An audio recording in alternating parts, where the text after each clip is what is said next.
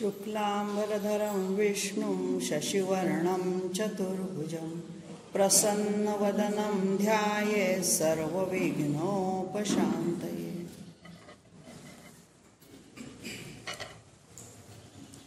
विष्णू सहस्रनामाच्या संपूर्ण श्लोकांच्या विशेषणांचा अर्थ बघता बघता आपले काल 24 श्लोक झालेले होते.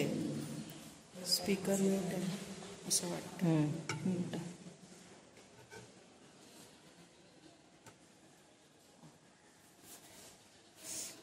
25व्या श्लोकातल्या विशेषणांकडे आता वळूया.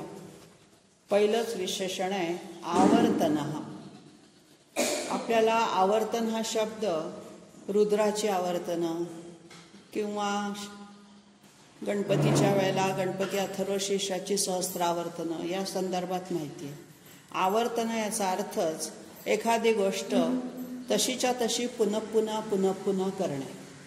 आणि म्हणून हे जे आवर्तन आहे हे एकदा गोलचक्र फिरलं की परत तसंच अशा अर्थाने इथे आवर्तन जे विष्णूला शब्द वापरला आहे तो संसार चक्र फिरवणारा अशा अर्थाने वापरला. पुन्हा निर्मिती करतो, पुन्हा पालन करतो, पुन्हा लय करतो, विनाश करतो, पुन्हा सृष्टी निर्माण करतो. सुखदुःखांचं चक्र, संसाराचं हे जे चक्र आहे हे एकसारखं गतिमान ठेवण्याचं कार्य त्याच्याकडनं घडतंय. या अर्थाने त्याला इथे आवर्तन म्हटलेलं आहे. हा जो प्रपंचरूपी भोवऱ्यात भवचक्रामध्ये आपल्याला तो अडकवून टाकतो आणि म्हणून हे जे गरागर फिरणारं चक्र आहे ते जणू काही विष्णूचा एक खेळ आहे अशा स्वरूपात इथे आवर्तन हा शब्द विष्णूला त्रिगुणांच्या रूपात वापरलेला आहे. पुढचं विशेषण घेतलेलं आहे निवृत्त आत्मा. निवृत्त हा आत्मा यस्य, ज्याचा आत्मा निवृत्त झालेला आहे. आता म्हणजे काय? निवृत्त व्हायचं म्हणजे एखाद्या गोष्टीपासून लांब जायचं. आपल्याला सेवानिवृत्त शब्द माहीत आहे. सेवेतून बाजूला व्हायचं, सेवेतून कमी व्हायचं याच्या अर्थाने आपण सेवानिवृत्त शब्द वापरतो. मग कुठल्याही गोष्टीतून पूर्णपणे अलिप्तता स्वीकारणं याला निवृत्ती म्हणतात. प्रवृत्ती आणि निवृत्ती हे दोन साधनेचे मार्ग आहेत. रजोगुण हा प्रवृत्ती दाखवतो, सत्वगुण हा निवृत्ती दाखवतो. तेव्हा ही जी निवृत्त आहे असा त्याचा आत्मा आहे. म्हणजे काय करतो तो? सगळं निर्माण करून सुद्धा सगळ्यापासून तो अलिप्त असतो. कुठेही मी अहम करता असा तिथे त्याच्याकडे भाव नसतो. तो केवळ साक्षीभूत असतो. एकदा निर्माण करून झालं विश्व की त्याच्याकडे साक्षी रूपाने तो बघत असतो की कसा चाललाय खेळ. आणि अशा अर्थाने त्याला इथे सगळ्या प्रकारच्या बंधनातून, सगळ्या प्रकारच्या मोहपाशातून जो मुक्त झालेला आहे अशा अर्थाने त्याला निवृत्त आत्मा असं म्हटलेलं आहे. गीतेतल्या 14व्या अध्यायामध्ये हा श्लोक आलेला आहे. प्रकाशम प्रवृत्तींच मोहमेव च पांडव न द्वेष्टी न संप्रवृत्तानी न निवृत्तानी कांक्षते. म्हणजे मी कधी प्रवृत्तही होत नाही, मी कधी निवृत्तही होत नाही, असा साक्षीभूत मी असतो असा इथे अर्थ आहे. आता साक्षीभूत राहायचं किंवा अलिप्त राहायचं, त्याच्यातून बाजूला राहायचं याचा अर्थ कसा लक्षात घ्यायचा? एक आपल्या रोजच्या जीवनातलं उदाहरण दिलं म्हणजे ते सोपं होतं. आपण फळं खातो. चिक्कूचं फळ खाताना चिक्कूमधली बी जी असते ती बी जर आपण अशी काढली तर त्याला कशाचाही लेप गर लागलेला नसतो. ती अलिप्तपणे निघून येते. आणि याच्या उलट आंब्यातली बी बघा म्हणजे कोय, ती लिप्त असते सगळ्या बाजूनी रसाने. तेव्हा आंब्यातल्या कोईप्रमाणे संसारात लिप्त राहायचं की चिक्कूच्या बीप्रमाणे अलिप्त व्हायचं हे आपण ठरवायचं.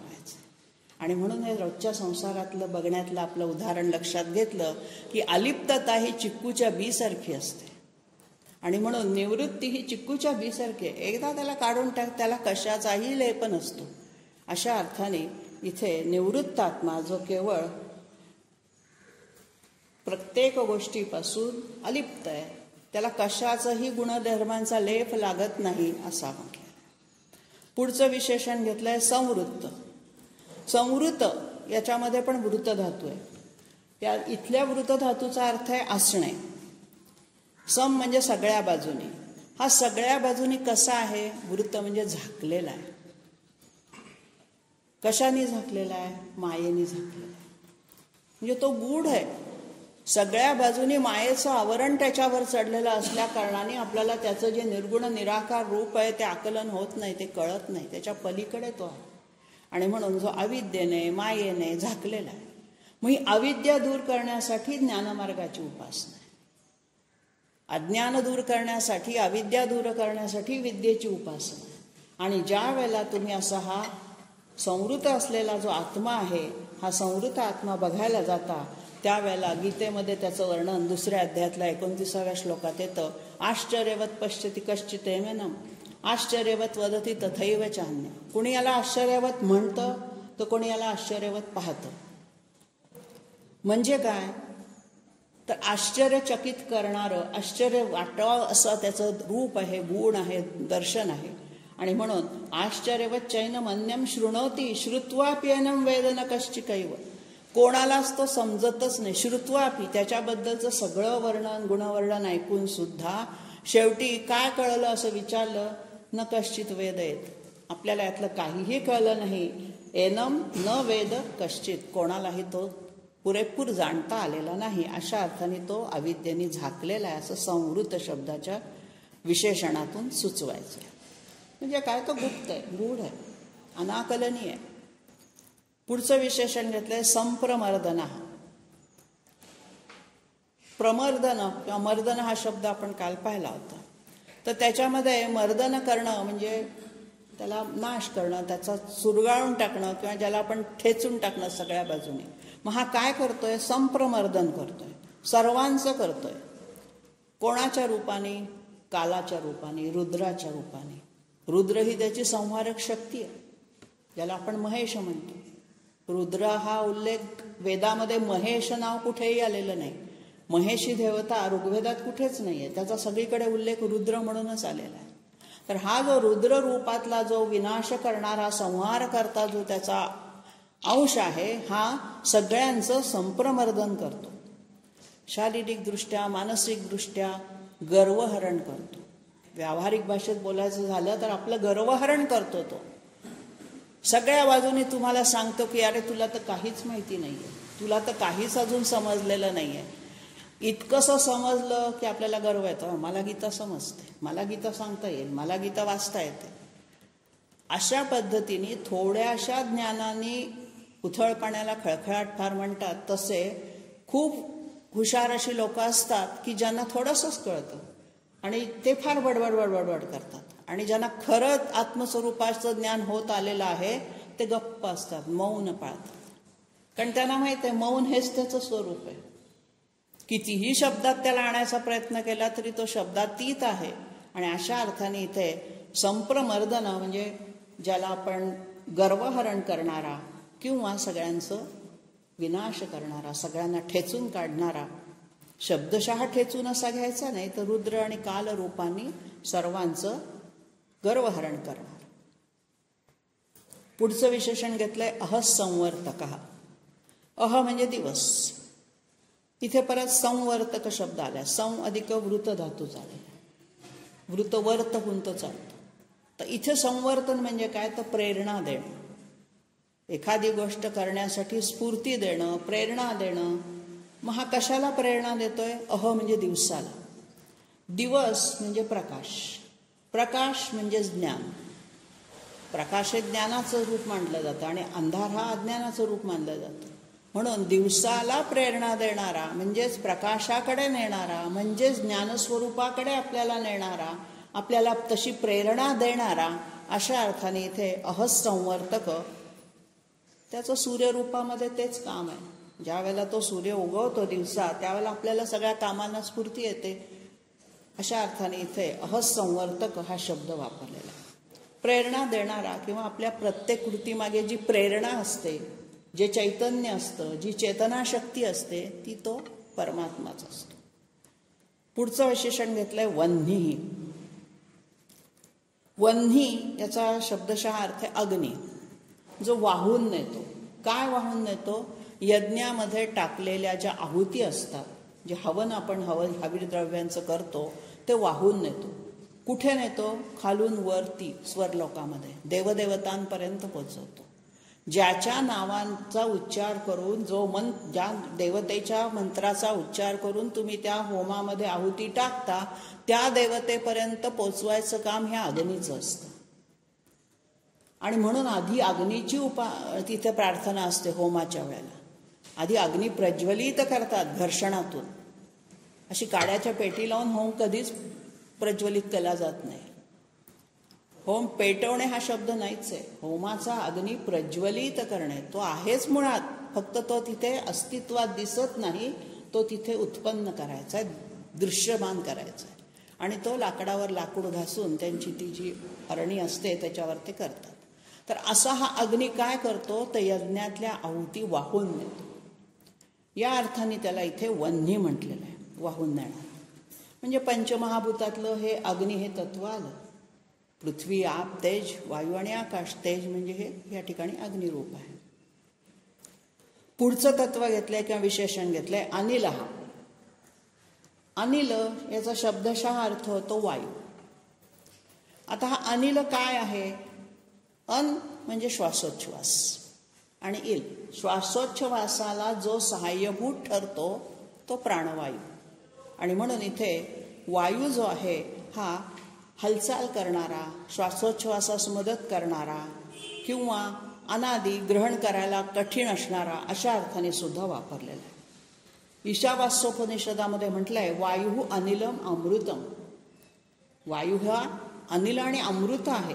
अनिल तर त्याचं विशेषण का घेतलेलं आहे तर तो अपार्थिव आहे, त्याला कुठलंही निवासस्थान नाही आहे. एकाच ठिकाणी वायू राहतो असं नाही, सगळीकडे संचार करतो. अशा अर्थाने ज्याला स्वतःचं निवासस्थान नाही अशा अर्थाने त्याला अपार्थिव किंवा एका ठिकाणी निवास न करणारा अशा अर्थाने त्याला अनिल म्हटलेलं आहे.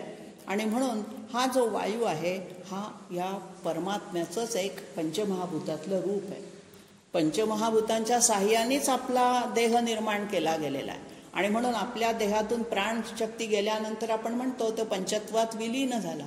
पंचत्वात विलीन होणं म्हणजे आपल्या शरीरातली प्राण, अपान, व्यान, उदान, समान हे पंचप्राण पृथ्वी, आप, तेज, वायू, आकाश या पंचतत्वामध्ये विलीन होतात. एक एक एक एक येतो आणि तो त्याच्यामध्ये विलीन होतो. हे घडणं किंवा हे करणं यालाच आपण व्यावहारिक भाषेत मृत्यू किंवा पंचत्वात विलीन होणं असं म्हणतो. तेव्हा वन्ही, अनिल आणि धरणीधर ही तिन्ही विशेषणं पंचमहाभूतातल्या एकेका तत्वाचं प्रतिपादन करतात. वन्हीने अग्नितत्व सांगितलं, अनिलनी वायुतत्व सांगितलं. आता धरणीधर, धरणी म्हणजे पृथ्वी, त्याच्यामध्ये पृथ्वी तत्व आलं, जमीन.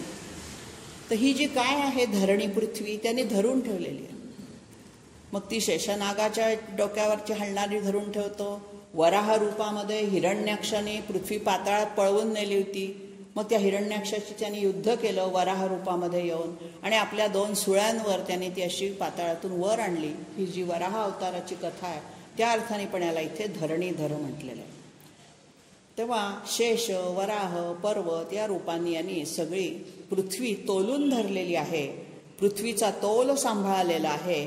अशा अर्थाने जो धरणीला धरून ठेवतो, पक्क ठेवतो, स्थिर ठेवतो तो धरणीधर. पुढच्या 26व्या श्लोकामधलं पहिलं विशेषण आहे सुप्रसाद. सु म्हणजे चांगला. प्रसाद आपण म्हणतो कुठल्याही पूजेनंतर आपण प्रसाद ग्रहण करतो. त्या प्रसादामध्ये काय असतं तर भगवंताची कृपा असते. कृपा प्रसाद म्हणतो आपण त्याला. तेव्हा प्रसाद हा काय असतो तर आपल्याला ज्या इच्छित गोष्टी आहेत त्या प्राप्त झाल्यानंतर जी भगवंताची कृपा होते किंवा जो लाभ होतो त्याला प्रसाद म्हणायचं. सत्यनारायणाच्या पूजेचा प्रसाद घेतला की सत्यनारायणाच्या दर्शनाचा लाभ झाला आपल्याला. तेव्हा इच्छित गोष्ट प्राप्त झाल्यानंतर भगवंताची होणारी कृपा, तो कृपा प्रसाद. मग हे काय आहे, त्याच्यामुळे काय होतं तर आपण म्हणतो पुण्य लागतं, कल्याण होतं. म्हणून प्रसाद कधी नाकारत नाही. कसाही असला तरी प्रसाद म्हणून तो खायचा असतो. अशा अर्थाने हा कृपेचा प्रसाद, सुप्रसाद करणारा. आता जो आपल्याला इच्छित आहे किंवा इप्सित आहे, आपलं आवडतं करतो त्याचा तर प्रसाद आपण घेणारच. पण हा सुप्रसाद कसा आहे, ज्याचा जो अपकार करतो त्याच्यावरही हा उपकार करतो. म्हणजे फक्त सज्जनांना तो प्रसाद देतो असं नाही, दुर्जनांना सुद्धा आपला प्रसाद तितक्याच मनापासून तो देत असतो. आणि म्हणून इथे अपकार करणाऱ्यावर पण कृपा करणारा अशा अर्थाने इथे सुप्रसाद हे शब्द किंवा हा विशेषणाचा भाग वापरलेला आहे. आता हा जो प्रसाद शब्द आहे हा गीतेमध्ये पुन्हा दुसऱ्या अध्यायात आलेला आहे. प्रसादे सर्व दुःखानां हानिरस्योपजायते प्रसन्न चेतसो ह्याशु बुद्धी पर्यवतिष्ठते. 65व्या श्लोकामध्ये त्यांनी म्हटलेलं आहे. म्हणजे काय, पुढचं जे विशेषण आहे प्रसन्न आत्मा, त्याला जोडून घ्यायचं आहे. प्रसाद मिळाल्यानंतर काय होतं, आपलं मन प्रसन्न होतं. कृपेमुळे आपल्या मनाची प्रसन्नता, आल्हाददायकता वाढते. मग प्रसन्न अंतःकरण म्हणजे कसं असतं, ज्याच्यामध्ये कुठलाही मळ नाही, निर्मल आहे ते. रज आणि तम गुणांनी विरहित असं जे अंतःकरण, त्याला प्रसन्नात्मा असं म्हटलेलं आहे. तर हा परमात्मा तर नेहमीच प्रसन्न आत्माच असणार. त्याच्या दर्शनाने आपला आत्मा प्रसन्न होतो. आपल्याला जी प्रसन्नता भगवंताच्या दर्शनाने, मंदिरात गेल्याने, पूजा केल्याने, कुठलीही साधना केल्याने जी मिळते आंतरिक प्रसन्नता, ती या प्रसन्नात्मा तो स्वतः असल्यामुळे. तो स्वतः प्रसन्नात्मा नसता तर त्याच्याकडे पाहून आपल्याला कशी प्रसन्नता होणार. आपल्याला एखादी शांतता हवी असेल तर आपण कुठलाही आवाज बंद करतो तेव्हा शांतता मिळते. तेव्हा शांतता आधी तिथे यावी लागते, मग ती अनुभवू शकतो. प्रसन्नता आधी तिथे असावी लागते, तेव्हा ती आपल्याला मिळू शकेल. अशा अर्थाने हा सुप्रसाद आणि प्रसन्न आत्मा आहे. नित्य समाधानी जो माणूस असतो ना, तो प्रसन्न असतो. वृत्ती आहे एक, प्रसन्नता ही एक वृत्ती आहे. दुःख असलं म्हणजे प्रसन्नता येत नाही असं नाही. दुःखात सुद्धा प्रसन्न राहण्याची वृत्ती ज्याच्याजवळ आहे, समाधानी राहण्याची वृत्ती ज्याच्याजवळ आहे, तो सुखी प्रसन्न राहतो. आणि म्हणून या प्रसाद किंवा प्रसन्नतेमध्ये चित्ताची साम्यावस्था सांगायची. सुख आणि दुःख, काही परिस्थिती कशीही हो, त्याला गीतेने समत्व योग असं जो म्हटलेलं आहे दुसऱ्या अध्यायात, तो समत्व योग ज्याचा साधला जातो. सुखदुःखे समेकृत्वा, जो समान मानतो किंवा तिथे सुख समान मानणं म्हणजे सुखाला दुःख मानणं, दुःखाला सुख मानणं असं नाही आहे. सुख आलं तरी हुरळून जायचं नाही, दुःख आलं तरी विरघळून जायचं नाही. अशा अर्थाने मन स्थिर ठेवायचं की आलंय हे असंच पुढे जाणार आहे. जे आत्ता आलंय ती परिस्थिती बदलणार आहे, याच्यावरती ज्याची ठाम निष्ठा असते तो हा समत्व योग साधू शकतो. आणि असा हा सुप्रसाद प्रसन्नात्मा जो परमेश्वर आहे, तो सगळ्या प्रकारच्या कामना आपल्या परिपूर्ण करणारा आणि आपल्याला प्रसन्नता मिळवून देणारा. पुढचं विशेषण घेतलंय विश्वधृक. धृक शब्दाचा अर्थ आपण पाहिला, धारण करणारा. विश्वाला हा धारण करतोय. आता विश्वाला धारण करतो तो कोणत्या अर्थाने, तर सत आणि असत तत्वाच्या द्वारे त्याचं धरून ठेवलेलं आहे. विश्व जे निर्माण केलं त्याच्यामध्ये सत आणि असत ह्या दोनच तत्वांचा त्यांनी आधार घेतलेला आहे. आणि म्हणून हे जे ब्रह्मतत्व आहे, उत्पत्ती स्थिती लय करणारं, ते विश्वधृक आहे. पुढे म्हटलंय विश्वभूक, विश्वाचा उपभोग घेणारा. किंवा भूकमध्ये भुजधातू जर काढला तर आपल्याला विश्वाचं पालन पोषण करणारा असाही अर्थ निघतो. कारण भुजचा अर्थ निघतो भोजन, भोजनामध्ये भुजच धातू आहे. आणि भूकमध्ये जर काढला तर भोग स्वीकारणारा असाही अर्थ निघतो. म्हणजेच काय, एखाद्या गोष्टीचा विश्वाचं पालन करताना जे काही त्याला अर्पित केलं जाईल, पत्रम पुष्पम फलम तोयम, जे जे काही श्रद्धेने अर्पण करू त्याचा तो स्वीकार करणार. आपण त्याला प्रेमाने जे काही श्रद्धेने द्याल, त्याला काही अगदी कमळाचीच फुलं रोज हवी आहेत असं नाही. जे जे तुमच्याजवळ उपलब्ध असेल ते ते जे श्रद्धायुक्त अंतःकरणाने तुम्ही त्याला दिलं तर तो भोग स्वीकारणार आहे. त्याला 56 भोगच रोज हवेत असं अजिबात नाही. परंतु देताना तुमच्या मनाची प्रसन्नता, तुमच्या मनाची निर्मलता आणि तुमचा ईश्वरावर असणारा श्रद्धाभाव हा बघितला जातो. अशा अर्थाने विश्वधृक, विश्वभूक असे दोन्ही विशेषणं वापरलेले. विभू, पुढचं विशेषण घेतलं विभू. आता विभू म्हणजे व्यापक. आकाशाला विभू म्हणतात कारण आकाशाचा अंत लागत नाही, अथांग आहे ते. आणि म्हणून हा विभू रूपामध्ये नटलेला आहे. तो कुठून सुरू झाला कुठे संपतो हे सांगताच येत नाही. अशा अर्थाने विश्वाचं विविध रूपामध्ये तो धारण करतो. विश्वात अनेक रूपांनी तो प्रकट पण होतो आणि म्हणून त्याला व्यापक हा विशेषण तिथे लावलेला. आता हे व्यापकत्व कसं आहे त्याचं? अनंत आहे, वैविध्यपूर्ण आहे. म्हटलं तर तो जीवात्म्याच्या रूपाने नटलेला पण आहे, म्हटलं तर तो सगळ्यापासून अलिप्त पण आहे. आणि अशा अर्थाने विश्वाकार असलेला हा विभू विश्वामध्ये नटलेला असून सुद्धा त्यापासून दशांगुले वरच आहे.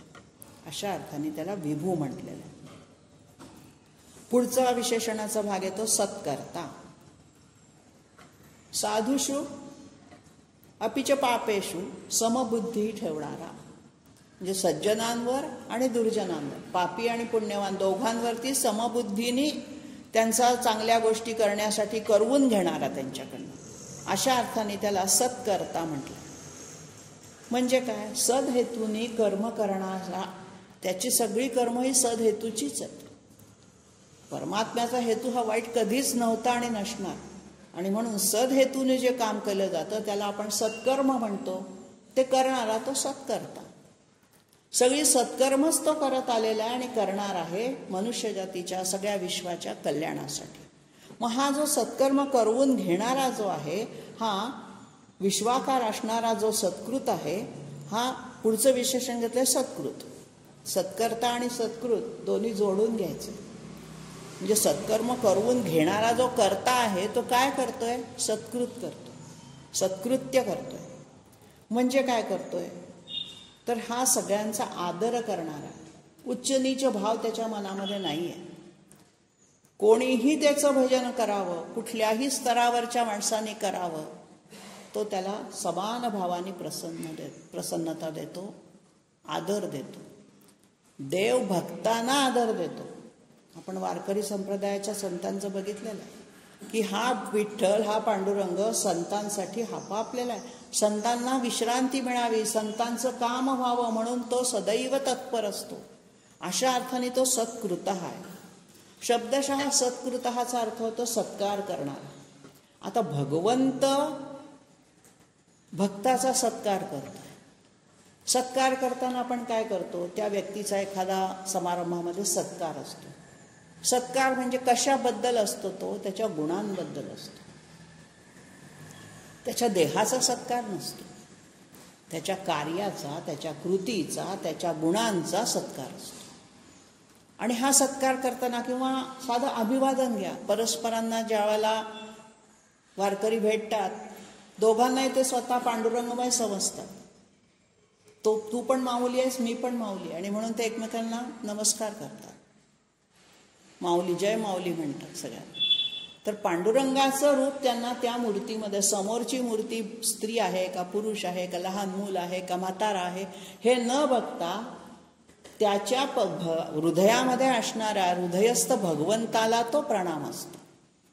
आणि म्हणून आपण सुद्धा एखाद्याचा सत्कार करताना त्याच्या हृदयस्थ गुणांचा, भगवंताने त्याला दिलेल्या सत्कार्याचा, सत्कार्य करायला प्रेरणा देणारा भगवंतही आपण पाहिलंच. आणि म्हणून सत्कर्म करणाऱ्यांचा सत्कार करायचा. अशा अर्थाने इथे सत्कर्ता आणि सत्कृत दोन्ही शब्द वापरले. म्हणजे देहाभिमानी जीवाचा सत्कार नसतो, तर त्याच्या अंतरात्म्यात असणाऱ्या त्या हृदयस्थ भगवंताचा, परमात्म्याचा जो सत्कार होतो. म्हणून अशा विद्वानांनाही जो पूज्य आहे किंवा विद्वान त्याला आवडतात, अशा अर्थाने पण हा घेतलेला आहे. या ठिकाणी एक मला छोटीशी गोष्ट आठवली. इसाप नीतीमध्ये एक शिल्पी, म्हणजे ज्याला आपण म्हणतो शिल्पकार, मूर्ती बनवणारा असतो. तो देवाच्या मूर्ती घडवतो आणि देवाच्या मूर्ती घडवल्यानंतर त्याच्याकडे एक गाढव असतं. त्या गाढवावरती त्या मूर्ती ठेवतो आणि विकायला किंवा कोणाला तिथे नेतो. आणि जाताना काय होतं, इतक्या सुबक मूर्ती पाहिल्यानंतर रस्त्याने सगळे लोक त्या मूर्तीला नमस्कार करतात. नमस्कार असतो त्या देवमूर्ती वाहक वर, गाढवाच्या वर असणाऱ्या देवाला. त्या गाढवाला वाटतं सगळे मलाच नमस्कार करतात. आणि त्याला इतका गर्व होतो की नाही, मी कोणीतरी वेगळा आहे, रोज मला सगळेच्या सगळे नमस्कार करतात, आणि तो गर्वाने फुगतो आणि एकचा जागचा उठेनासाच होतो. मग हा मूर्तिकार काय करतो, त्याला काठीने बदलतो. काठीने बदलल्यावर त्याच्या लक्षात येतं, अरे आपल्या पाठीवर आज काही नाही आहे, म्हणजे कोणीच नमस्कार करत नाही आपल्याला, उलट मार खायला लागतो. म्हणजे तो नमस्कार त्याच्या पाठीवरच्या मूर्तीला होता, तसा तो सत्कार त्याच्यामध्ये हृदयस्थ असणाऱ्या भगवंतानी केलेल्या कर्माना असतो, त्या देहाला नसतो. हे सांगण्यासाठी मी एक गोष्ट आठवली. आणि म्हणून हृदयस्थ परमेश्वराला कोणालाही नमस्कार करतो आपण, त्यावेळेला त्याच्या हृदयात असणाऱ्या त्या भगवंताला तो नमस्कार. ती व्यक्ती, तो माणूस, तो कसाही असो, त्याच्यामध्ये भगवंत नक्की आहे, आणि म्हणून तो असा नमस्कार केला जातो. तेव्हा सत्कर्ता, सत्कृत. पुढचं घेतलंय साधू. साधू म्हणजे सज्जन, ज्याचं वागणं सज्जनांसारखं आहे, चांगलं आहे, त्याला आपण साधू म्हणतो. सहजरित्या जो सदाचार करतो असा त्याचा अर्थ काढायचा. म्हणजे काय, सगळ्या गोष्टी शंकराचार्यांचा अर्थ घेतला तर तो फार तत्वज्ञानाच्या क्लिष्ट भाषेत येतो. उपादान कारणाने साध्याचं साध्यरूप साध्य करण्यासाठी असणारी ती साधुत्व नकोय आपल्याला. आपल्याला साधू म्हणजे एवढंच हवंय की सर्वदा न्यायाने वागणारा, सर्वदा सदाचार करणारा तो साधू. पुढचं विशेषण घेतलंय जन्हू. हन धातू आहे, त्याचं जह रूप होऊन जन्हू म्हणजे जनांचा लय करणारा असा एक अर्थ होतो. किंवा अज्ञानी असत जन जे असतात त्यांचा त्याग करणारा, त्यांना दूर लोटणारा अशा अर्थाने. आणि हा काय करतो जन्हू, भक्तजनांना मात्र जवळ करतो. कोणाला दूर लोटतो हा, अभक्तांना. जे नास्तिक आहेत, अभक्त आहेत, त्यांना तो जन्हू त्यांचा लय करतो. तर ह्या जन्हू नावाचा एक राजा सुद्धा होऊन गेला, परमधार्मिक होता, यज्ञशील होता. त्या अर्थाने सुद्धा विष्णूला जन्हू म्हटलेलं. या जन्हूने काय केलं, खूप मोठे यज्ञ केले आणि विष्णूला प्रसन्न करून घेतलं. आणि त्यावेळेला त्याचा जो काही जन्हूचे याग यज्ञ चालले होते ते खूप अशा मोठ्या पटांगणामध्ये खूप ठिकाणी सुरू होते. एकाच वेळेला सगळे याग सुरू होताना भगीरथाने प्रार्थना केलेली गंगा वाहत वाहत आली आणि तिच्या वाटेमध्ये हे सगळी यज्ञकुंड आली. आणि त्याच्यावरून वाहताना गंगा नदीच्या प्रवाहामध्ये ते सगळी यज्ञकुंड वाहून जायला लागल्यानंतर जन्हूला अतिशय संताप झाला. जन्हूने ती गंगा सगळी पिऊन टाकली, गिळंकृत केली. मग भगीरथाला हे कळलं की अरे आपल्या कृपेने आली होती पण ती गेली कुठे मध्येच. मग तो शोधत शोधत आला तर जन्हूच्या इथे आल्यानंतर कळलं की ह्या जन्हूने, मग त्याला त्यांनी प्रार्थना केली, विनवण्या केल्या. आणि मग ह्या जन्हूनी आपल्या कानातून तो गंगेचा प्रवाह बाहेर सोडला अशी कथा आहे. म्हणून गंगेला जान्हवी हे नाव पडलेलं, जन्हू पुत्रा. गंगेला अनेक नाव आहेत, भागीरथी, जान्हवी. तसं जान्हवी हे जन्हूच्या कानातून ती बाहेर पडली, म्हणजे जन्हूने पुन्हा तिला जन्म दिला, बाहेर काढली. अशा अर्थाने जन्हू कन्या म्हणून गंगेचा उल्लेख केला जातो. आणि म्हणून हा जो जन्हू शब्द इथे आलेला आहे हा लय करून पुन्हा उत्पत्ती करणार. हन धातूचा अर्थ लय पाहिला आपण, तर नुसताच लय करून हा भगवंतात परमेश्वर थांबत नाहीये, पुन्हा त्याची उत्पत्ती पण करतो. आणि पुन्हा उत्पत्ती करताना मागे केलेल्या लयाच्या वेळेला त्याची जी कर्मफलं असतील त्या कर्मफलांचा भोगता म्हणूनही त्याला पुन्हा जन्माला घातलं जातं. आणि म्हणून या जन्मी आपण जे करतोय ती शिदोरी पुढच्या जन्मीसाठी उपयोगी पडणार आहे. लय झाला आपला, आता काय सगळं विनाश तर होणार आहे, मग कशाला काय करायचं. सगळे प्राणी मात्र तर जाणार आहेत, पण जाताना सूक्ष्म रूपाने तो डेटा आपल्याबरोबर येत असतो. आणि आपण तो पुढच्या जन्मी त्यानुसार ठरतं की कोणत्या आईवडिलांच्या पोटी, कोणत्या ठिकाणी, कोणत्या परिस्थितीत तुम्हाला अनुरूप तुमची भोग भोगण्यासाठी जिथे अनुकूलता अनुरूपता साधेल तिथे तुम्हाला जन्म. मग इतक्या विश्वातल्या इतक्या योनींमधल्या लोकांचं काम करणारा तो खरोखरी परमात्मा धन्य. म्हणून त्याला पुढच्या विशेषणात म्हटले नारायण. हा नर आत्मा आणि त्याचं अयन म्हणजे घर आहे. नारायणामध्ये दोन शब्द आहे, नर आणि अयन. अयन म्हणजे घर, वस्तुस्थान. नराचं वस्तुस्थान आहे, मनुष्यांमध्ये तो राहतो, आत्मरूपाने राहतो, तो नारायण. आणि म्हणून आपण नरनारायणाची कथा वाचतो. दुसरा अर्थ एक निघतो नार, आणि अयन. नार म्हणजे काय, तर जल. नारळामध्ये जे पाणी असतं ना, तर त्याला नार म्हटलं जातं. हे नार जे आहे, हे जल जे आहे, ते त्याचं वस्तिस्थान आहे. म्हणजे काय, विष्णू पाण्यात राहतो. विष्णूचं निवासस्थान हे खाली पाण्यामध्येच आहे. आणि म्हणून त्या अर्थाने पण त्याला नारायण म्हटलेलं आहे. किंवा प्रलयकाळी सगळ्या जीवांना तो पाण्यात घेऊन जातो, या अर्थाने पण त्याला नारायण म्हटलेलं आहे. तेव्हा जिथे नारायण तिथे नर, जिथे नर तिथे नारायण, अशा अर्थाने नरनारायण. नर हे पूर्वरूप, नारायण हे उत्तर रूप, त्याला असं म्हणतात. आणि म्हणून नरमानव असून नारायणाचं कार्य करणारे जे जे विष्णूचे अवतार झालेले आहेत, नररूपात त्यांनी माणसाच्या रूपात अवतार घेतले, पण कार्य केलं नारायणाचं. मग तो रामाचा अवतार असेल. रामाने आपल्या अवतार कार्यामध्ये कुठेही चमत्कार दाखवलेले नाही आहेत. रामाचं काय होतं, स्वबाहूच्या बळावरती तो सगळं करायचा. कारण तो म्हणायचाच, आत्मानं मानुषम मन्ये, मला मनुष्य समजा. मी मनुष्य जन्मात आलेलो आहे ना, तर आत्मानं मानुषम मन्ये, मी स्वतःला मनुष्य समजतो. मी चमत्कार करणार नाही, मी माझ्या स्वबाहूच्या बळावरती सगळे कार्य करणार आहे. आणि म्हणून नारायणाचं काम करणारा हा आत्मस्वरूप असणारा, प्रत्येक पुरुषामध्ये, प्रत्येक व्यक्तीमध्ये, पुरुष हा शब्द प्रकृती आणि पुरुष या अर्थाने वापरते, स्त्री आणि पुरुष असं नाही. आणि म्हणून प्रत्येकाच्या आत्म्यामध्ये ज्याचा निवास, अंशरूपाने वास आहे, तो नारायण. पुढचं विशेषण घेतलंय नर. नर शब्दाची जो व्युत्पत्ती पाहिजे, तो नयती इति नरा, जो घेऊन जातो तो नर. मग आता हा कुठे घेऊन जातो जीवांना, भगवंत कल्याणाप्रत घेऊन जातो. आणि म्हणून जो आपल्याला जीवांना, सगळ्यांना, मनुष्य रूपात अवतारलेल्यांना सगळ्यांना कल्याणाप्रत घेऊन जायची ज्याची इच्छा आहे, तो अशा, म्हणून त्याला आपल्याला नरदेह मिळालेला आहे. बाकीच्या योनींमध्ये साधना करता येत नाही किंवा बुद्धी नसते फारशी त्याच्यामध्ये फक्त दिलेले भोग भोगायचे आणि ती योनीतला जन्म संपतो आपला. फक्त नरदेह, नरयोनी किंवा मानव योनी, मनुष्य योनी ही अशीच एक योनी आहे की जिथे तुम्ही पापपुण्य समान झाल्यावरच त्या योनीत जन्म येतो आणि पुन्हा पाप करायची का पुण्य करायची याचे स्वातंत्र्य तुम्हाला दिलेलं आहे भगवंताने. भगवंत म्हणतो, ठीक आहे, खूप पापी असतात, पण पापपुण्य समान झालंय ना, तुला मनुष्य देह देतो, आता बघ काय कर. मागच्या पाप खूप असली आणि पुण्य कमी असलं तर पाताळात जातो ही आहे, परंतु पुण्य खूप केलं म्हणजे आपली पाप नष्ट होतात असं नाही. पापाची आणि पुण्याची वजाबाकी होत नाही, पुण्यातून पाप वजा होत नाही. पाप ही पापच, 5 पाप 5च पाप. 10 पुण्य केले म्हणून 5 पाप त्यातनं गेली असं होणार नाही. पुण्य वेगळी भोगायची, पाप वेगळी भोगायची. आणि म्हणून नर इथे त्याला जे म्हटलेलं आहे, तो नारायण असून नर रूपामध्ये येतो. त्यावेळेला तो नरांना, मनुष्याला स्वातंत्र्य देतो की आता तुम्हाला ते जे काही पापाची भोग भोगल्यानंतर पुण्यकर्म वाढवलं तर तुम्हाला पुण्यात्मा म्हणता येईल, तर तुम्हाला पुढची प्रगती करता येईल, ऊर्ध्वगती तुम्हाला लाभेल. अशा अर्थाने कल्याणाप्रत नेणारा तो नर.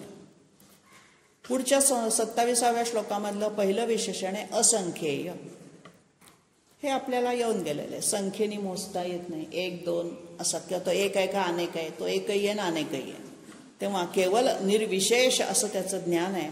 संख्या करता येत नाही, मोजमाप करता येत नाही, किंवा त्याची गणना करता येत नाही. अशा अर्थाने त्याला असंख्येय म्हटलेलं आहे, म्हणजे अमर्याद आहे सगळ्यात. पण पुढचं म्हटलंय अप्रमेय आत्मा, हे पण येऊन गेलेलं आहे. बाह्य प्रमाणाने त्याची कल्पना करता येत नाही, मोजता येत नाही. आपण ती 4 प्रमाणं पाहिली, अनुमान, उपमान, शब्द, हे जी 4 प्रमाण आहेत त्यामध्ये हे कुठेही बसत नाही. बाह्य प्रमाणाने तो जाणून घेता येत नाही. त्याच्यासाठी कोणतं प्रमाण, स्वतः प्रमाणच, तो स्वतः हाच प्रमाण आहे. त्याला मोजण्यासाठी दुसरी अनुभूती हे एकमेव त्याचं परिमाण किंवा प्रमाण आहे. परमेश्वर आहे का नाही हे कळण्यासाठी त्याची अनुभूती आली तरच ते कळतं, नाहीतर त्याची अनुभूती नाही आली तर तो मोजता येत नाही, कसं आहे कळत नाही. पुढचं विशेषण घेतलंय विशिष्ट. तो सगळ्यापेक्षा विशिष्ट आहेच, वेगळा आहेच, लोकविलक्षण आहे तो. आणि म्हणून सर्वांपेक्षा वेगळा, विशेष गुणधर्म असणारा असा हा परमात्मा आहे. आता पाणी बघा, पाण्याला स्वतःचा रंग नसतो. पाण्यामध्ये जो काही रंग मिसळेल त्या रंगाचं ते पाणी होतं. तसा या परमात्म्याला स्वतःचा रंग नाही, स्वतःचा आकार नाही आहे. पाणी पातेल्यात घेतलं तर पातेल्याच्या आकाराचं दिसतं, छोट्या पेल्यात घेतलं तर छोट्या पेल्याच्या आकाराचं होतं. पाण्याला जसा आकार रंग नाही तसा या परमात्म्यालाही आकार आणि रंग नाही. तो ज्याच्यामध्येच सामावेल, तो नरदेहात सामावला तर नरदेहाचा आकार दिसतो, रंग दिसतो, रूप दिसतं. तो पशुच्या आकारात सामावला आकारामध्ये तर आपल्याला त्याला पण पशु म्हणतो. तर अशा पद्धतीने तो विशिष्ट आहे, लोकविलक्षण आहे. शिष्टकृत, पुढचं विशेषण घेतलंय शिष्टकृत. शिष्ट शब्द आपण मराठीत ज्या अर्थाने वापरतो त्या अर्थाने संस्कृतमध्ये नाही आहे. संस्कृतमध्ये विद्वान हा अर्थ आहे. आता विद्वान लोक शिष्ट असतात म्हणून एखाद्याला मराठीमध्ये विद्वानांना म्हटलं जात असेल, पण संस्कृतमध्ये शिष्ट शब्द हा विद्वानांना लावलेला आहे. वसिष्ठ ऋषी, वसिष्ठ अतिशय ज्ञानी होते आणि म्हणून विशेषेण श्रेष्ठ असा हा वसिष्ठ. तर हा जो शिष्टकृत आहे आता हा काय करतोय, सगळ्यांना विद्वानांना सुद्धा कृत म्हणजे त्यांचं पालन करतो, त्यांच्या विद्वत्तेला त्या ठिकाणी तो प्रेरणा देतो. आणखीन कसा आहे, शासन पण करणारा असा पण त्याचा अर्थ निघतो. आई वडील गुरु यांच्या रूपाने तो आपलं पालन तर करतोच करतो, पण जगाचं पालन करताना जे काही शासन, शास्ता म्हणून त्याचं जे काही भाग आहे, आता राजाचं काम काय, शासन करताना अपराधाला दंड करणं. तर अशा अर्थाने जगाचं शासन करताना सुद्धा एक विद्वत्ता लागते, बुद्धिमत्ता लागते, न्यायनिवाडा करावा लागतो. त्या अर्थाने याला इथे शिष्टकृत असं म्हटलेलं आहे. पुढचं विशेषण घेतलंय शुचिः, पवित्र, निर्मळ, मलरहित, निर्दोष. अनेक अर्थाने शुची आपण शब्द पाहिलेला आहे. कसा आहे तो, आकाशासारखा निर्लेप आहे. आकाशात ढग आले काय गेले काय, आकाशाला लेप लागत नाही, आकाशाला काहीही फरक पडत नाही, तसा हा निर्लेप आहे. आणि त्याच्यामध्ये पावित्र्य आहे, निष्कलंक आहे. तो कुठलाही परमात्म्याला कुठलाच दोष नसल्यामुळे त्याला निष्कलंक असा शब्द वापरलेला आहे. पुढचं विशेषण घेतलंय सिद्धार्थ. सिद्ध अर्थ, अर्थ इथे अर्थाचा अर्थ आहे कामना, इच्छा. त्याच्या सगळ्या कामना सिद्ध होतात. म्हणजे काय, त्यांनी जी जी काही मनामध्ये इच्छा केली ती क्षणार्धात पूर्ण होते. आता परमात्माच आहे तो, एकोहम बहुश्याम असं त्याने उच्चार केल्याबरोबर तो एक असताना त्याची बहुरूप झाली. किंवा भूर्भुवः स्वहा असा नुसता त्यांनी उच्चार केल्यावर 3 लोकांची निर्मिती झाली. अशा अर्थाने त्याला सिद्धार्थ शब्द वापरलाय. इथला अर्थ हा जो आहे, इच्छा किंवा कामना, या आध्यात्मिक आहेत, आपल्या भौतिक इच्छा आकांक्षा नाहीत. तर आध्यात्मिक कामना ज्याच्या पूर्ण झालेल्या आहेत, समर्थ आहे त्याच्या बाबतीत, तो तत्वतः सिद्ध आहे, म्हणून त्याला सिद्धार्थ म्हटले. पुढचाच विशेषण घेतलंय सिद्ध संकल्प. ज्याच्या इच्छा कामना ज्या आध्यात्मिक आहेत त्या तर पूर्ण केल्याच त्यांनी विश्वनिर्मिती करताना, परंतु तो सिद्ध संकल्प आहे. त्यांनी जे जे काही संकल्प केले ते सगळे तडीच नेलेले आहेत, अर्धवट सोडलं नाही. विश्वासारखा एवढा मोठा पसारा निर्माण करताना जाऊ दे आता कंटाळा आला, अर्ध झालं जाऊ दे आता बाकीचं होईल तेव्हा होईल, असं केलेलं नाही आहे. सिद्ध संकल्प, त्याचा संकल्प कायम सिद्धीला जातो. आणि म्हणून ज्या ज्या वेळेला आपणही काही संकल्प करतो तो संकल्प सिद्ध व्हावा यासाठी त्या ठिकाणी परमेश्वराचं अधिष्ठान आवश्यक असतं. परमेश्वराच्या कृपेशिवाय मी अमुक एक गोष्ट करेन ते शक्य होत नाही. आणि म्हणून संकल्पपूर्तीच्या वेळेला भगवंताचं नाव घेणं किंवा भगवंताला अर्पण करणं पाणी हे तिथे वापरलं जातं. तेव्हा या अर्थाने सिद्ध संकल्प हे व्यवहारात सुद्धा आपले संकल्प तडीच नेण्यासाठी तो समर्थ आहे. आणि सिद्धार्थ म्हणजे त्याचेही संकल्प, त्याच्याही इच्छा आकांक्षा तो सगळा आध्यात्मिक दृष्ट्या पूर्ण करतो. पुन्हा म्हणलंय सिद्धिदहा. या दुसऱ्या ओळीमध्ये सिद्ध शब्द किती प्रकाराने आलाय बघा. सिद्धार्थ, सिद्ध संकल्प, सिद्धिद आणि सिद्धी साधन. त्याच्यामध्ये मूळ शब्द सिद्धच आहे. आता हा सिद्धार्थ जो आहे हा सगळ्या अर्थाने जेव्हा सिद्ध संकल्प होतो, आता हा सिद्ध संकल्प म्हणजे परमेश्वराचा संकल्प आपल्याला कळतच नाही. त्यांनी काय संकल्प केलेत आपल्याला कसे कळणार. आपण त्याच्या मानाने खूप क्षुल्लक आहोत. जशी एखादी आगगाडी जात असते आणि त्या आगगाडीमध्ये कुठेतरी एखाद्या कोपऱ्यात मुंगी बसावी, त्या मुंगीला माहितीच नसतं ही आगगाडी कुठे जाणार आहे, मला कुठे नेणार आहे काय. तसे आपण आहोत. या विश्वाच्या पसाऱ्यामध्ये आपलं स्थान मुंगी एवढं आहे. हा विश्वाचा पसारा आपल्याला कुठे घेऊन जाणार आहे काहीही त्याचा संकल्प कळत नाही आपल्याला. अशा अर्थाने इथे याला सिद्ध संकल्पही म्हटलेलं आहे आणि सिद्धिद पण म्हटलेलं आहे. कर्त्याला त्याच्या अधिकारानुरूप तो सिद्धी देतो. सिद्धी म्हणजे आपण पाहिलं अष्टसिद्धी योगशास्त्रात, किंवा सिद्धिरूप कर्मफल देणार. म्हणजे काय तर सत्यसंकल्पाचा दाता नारायण अशी म्हणण्याची पद्धत आहे. ज्याने सत्य संकल्प केला, सत्यावर आधारित एखादं कार्य म्हणजे चांगलं, सत्य याचा अर्थ इथे चांगलं म्हणजे पवित्र, ज्या कार्यामागचा हेतू शुद्ध आहे, पवित्र आहे, दुसऱ्याला त्रास न होईल असा आहे, तो संकल्प सिद्धीस जातो.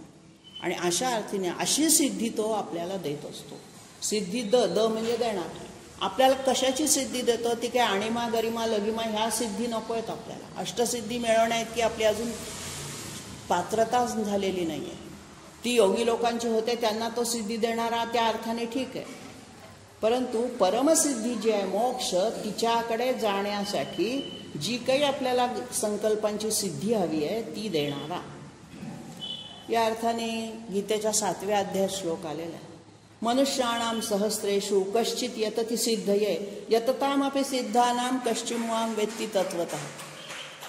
सिद्धी प्राप्त करण्यासाठी कश्चित यतति, मनुष्याणाम सहस्रेषु हजारो लोकांमधून एखादा सिद्धीसाठी यतते म्हणजे प्रयत्न करतो. आणि त्यामध्ये सुद्धा यततामपि सिद्धानाम, जे प्रयत्नपूर्वक सिद्ध होतात त्याच्यामधला सुद्धा कश्चित माम वेत्ती, मला एखादाच कोणीतरी जाणू शकतो. म्हणजे इतकी ही दुर्मिळ आहे सिद्धी प्राप्त होणं.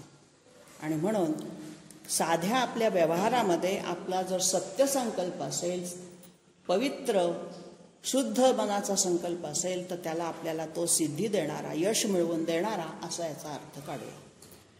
शेवटचं या श्लोकातलं विशेषण आहे सिद्धी साधना.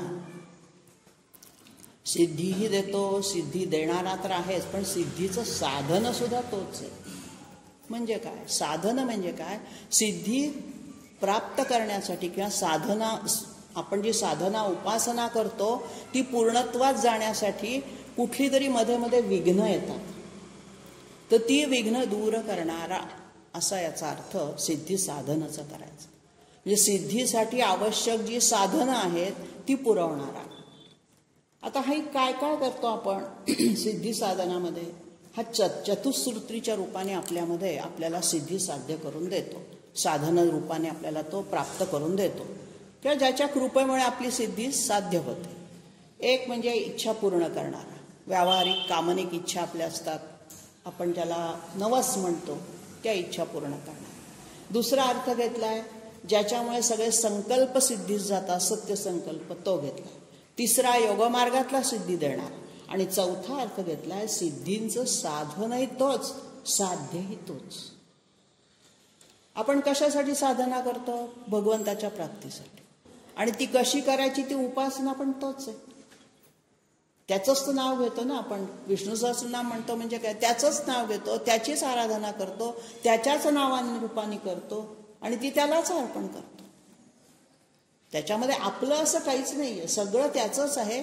फुलं काय त्याने निर्माण केली आहे, तीच फुलं घेतो आणि त्यालाच वाहतो. जे जे काही त्याने निर्माण केलंय ते त्याच्याच वस्तू घेतो आणि आपण शुद्ध मनाने फक्त त्याला अर्पण करण्याची जी आपली समर्पण वृत्ती आहे, भाव आहे, तो सिद्धी साधन आहे. अशा अर्थाने आपल्या सगळ्या गोष्टींची परमेश्वराचं अधिष्ठान असल्याशिवाय सिद्धी होत नाही, हे या श्लोकामधून आपल्या लक्षात आलं.